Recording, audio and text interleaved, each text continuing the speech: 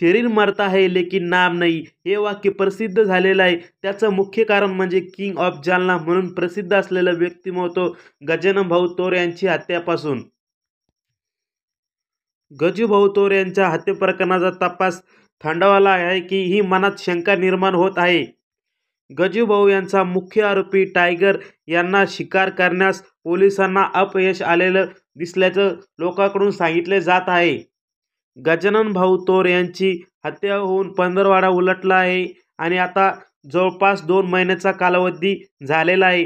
गजानन भाऊ यांची हत्या 11 डिसेंबर रोजी झाली होती। आता जानेवारी महिनाही संपायला आलेला आहे। जवळपास आता 2 महिने होऊन गेलेले आहे आणि मुख्य आरोपी टायगरला पकडण्यास जालना पोलिसांना अजूनपर्यंत यश आलेलं नाही।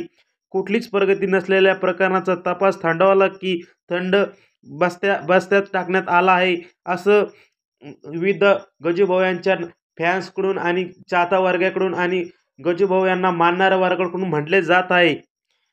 गजूभाऊ यांना तोर यांची भर रस्त्यामध्ये गोळ्या घालून झालेली हत्या आणि यापूर्वी पडलेला सशस्त्र दरोडा या 2 घटनांमुळे जालना जिल्ह्यातील कायदा व सुव्यवस्थेचा प्रश्न देखील निर्माण झाला आणि पोलिसांना प्रशासन खडबडून जागे झाले।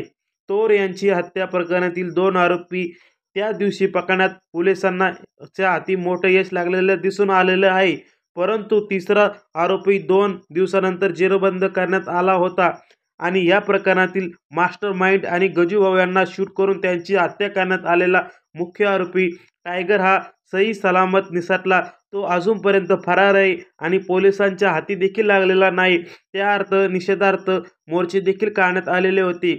जालना येथून 4 पथके रवाना करण्यात आली होती, मात्र अजूनपर्यंत टायगर हा त्यांच्या हातीच लागलेला नाही। त्यामुळे टायगरला पकडण्यासाठी विविध CID चौकशी करण्यात यावी आणि गजूभाऊ यांना न्याय मिळावा म्हणून टायगर आरोपी हा लवकरात लवकर पकडावा आणि गजानन भाऊ यांना लवकरात लवकर न्याय मिळावा हीच आशा व्यक्त करतो। जर तुम्ही आपल्या चॅनलवरती नवीन असाल तर आपल्या चॅनलला देखील सबस्क्राईब करून ठेवा, जेणेकरून गजूभाऊ यांच्या विषयी काही बातमी मिळाल्यास सर्वात प्रथम ह्या चॅनलवरती आपण पाहण्यास भेटेल। जय जवान जय श्रीराम।